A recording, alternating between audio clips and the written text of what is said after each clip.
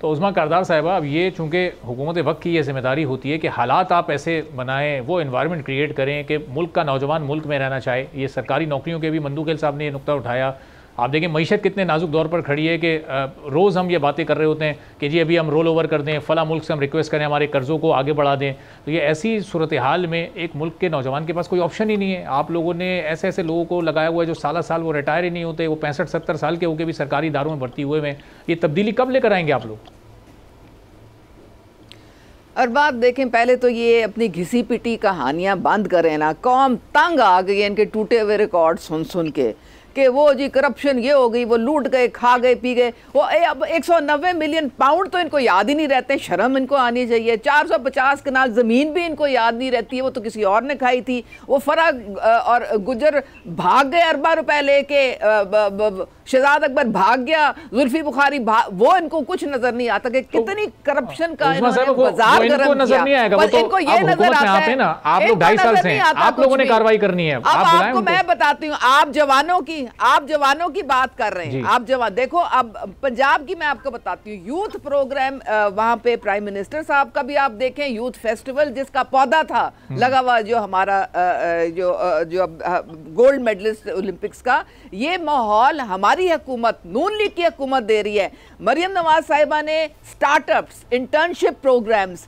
जो IT city जिसमें लोगों को जो यंगस्टर जो यूथ है वो डिजिटलाइजेशन सर्टिफिकेशन की तरफ जा रहे हैं। E-बाइक्स उनको दी जा रही हैं, उनको लैपटॉप्स दिए जा रहे हैं, उनकी हुनर, उनके स्किल्स जो है वो डेवलप किए जा रहे हैं। PhD प्रोग्राम जो है वो इंट्रोड्यूस किया जा रहा है। पिंक गेम्स अभी करवाई हमारे हुकूमत ने। इन्होंने क्या करवाया था? कुछ भी नहीं करवाया था। तो देखें, बाहर कोई ज़िंदगी इतनी आसान नहीं है। ये ना समझें कि बाहर जाएंगे तो एकदम से कोई पैसों की बारिश होगी। बाहर जाके हमारे लोग जो हैं वो, उनको बड़ी मुश्किल वक्त देखना पड़ता है। अपने मुल्क के हम हालात ठीक करेंगे इंशाल्लाह।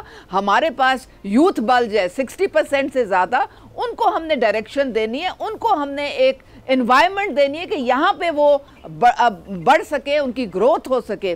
तो हमने उस तरफ जाना है। और ये खुदा के लिए इनको बोले ना कि ये जाली जो एनवायरनमेंट कहानी बंद कर दें। आज पॉलिटिकल अनस्टेबिलिटी जब खत्म होगी, जब आपकी इकोनॉमी मुस्तहकम होगी, तो ये एनवायरनमेंट तो ये उस वक्त क्रिएट होगा। ये जिन प्रोजेक्ट्स की अभी आप बात कर रही हैं, ये समझाएं ना। ये आप अपने इन मेहमानों को समझाएं कि खुदारा ये माजी में जब ये प्रोजेक्ट्स लॉन्च किए जाते थे, जब शहबाज शरीफ साहब वजीर आला होते थे, तो उस वक्त आप ही इन प्रोग्राम्स पर तनकीद किया करती थी, क्योंकि जाहिर है उस वक्त आप टेबल के दूसरे साइड हुआ करती थी। नहीं, लेकिन उससे बड़ा फायदा, उससे बहुत फायदा होता है। क्योंकि देखें ना, आजकल का डिजिटलाइजेशन का दौर है।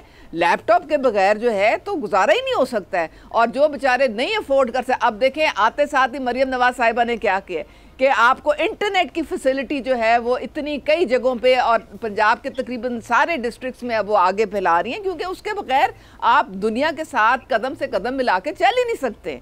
बहुत सारे लोग घर बैठे $1000 $2000 जो है फ्रीलांसर्स जो हैं वो यहाँ पे वो उनकी स्किल्स डेवलप की जा रही हैं कि यहाँ से बैठे तो वो वहाँ की बिलिंग कर रहे हैं। आप समझती हैं कि पाकिस्तान के नौजवान को पाकिस्तान में रहना चाहिए, यहीं जॉब करे, यहीं बिजनेस करे? ये आपका और आपकी पार्टी का बुनियादी आपकी पहचान, आपकी इज्जत पाकिस्तान है। ठीक है। बाहर अब ये बताएं कि ये वाला, ये जो आपके ख्यालात हैं, ये जो रूल हैं, ये मियां नवाज शरीफ साहब की औलादों पर या मियां शहबाज शरीफ साहब की औलादों पर क्यों नहीं लागू होते?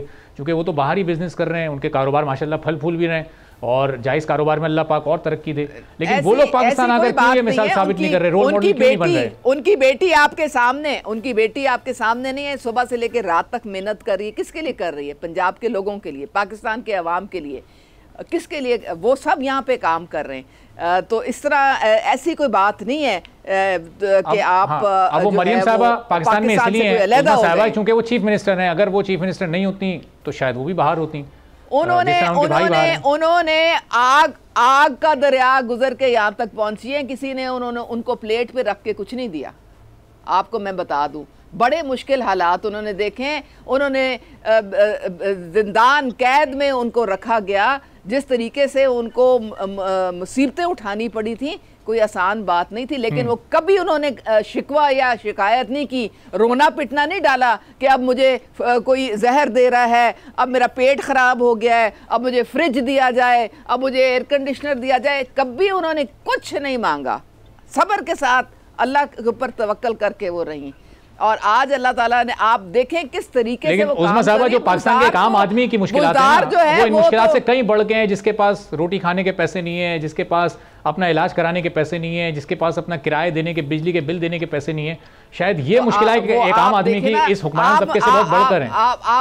अच्छा, आप मुझे ये बताएं कि एक पैकेज अनाउंस किया है प्राइम मिनिस्टर साहब ने, एक सोलर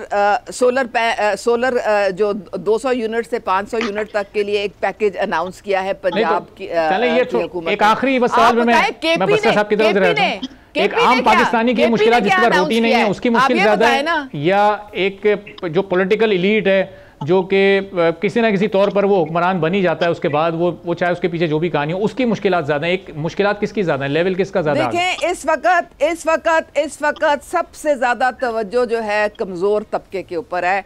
आपको पता है कि रोटी 20 रुपए से आज आपको 13 रुपए की, 14 रुपए की मिल रही है, और वो आसान नहीं था करना। ठीक है, पॉइंट आपका क्या, बसरा साहब इस पर जरा रिस्पॉन्ड कुछ करना चाह रहे हैं? और फिर आपकी सब्जियां, आपकी हर चीज जो है उसकी कीमत जो है वो इन्फ्लेशन आपकी, चलिए ऑन ग्राउंड रियलिटी मॉनिटरिंग बड़ी मुख्तलिफ है और गुड गवर्नेंस से होती है, ऐसे नहीं होती है। सब्सक्राइब करें और बेल दबाएं ताकि कोई खबर रह न जाए।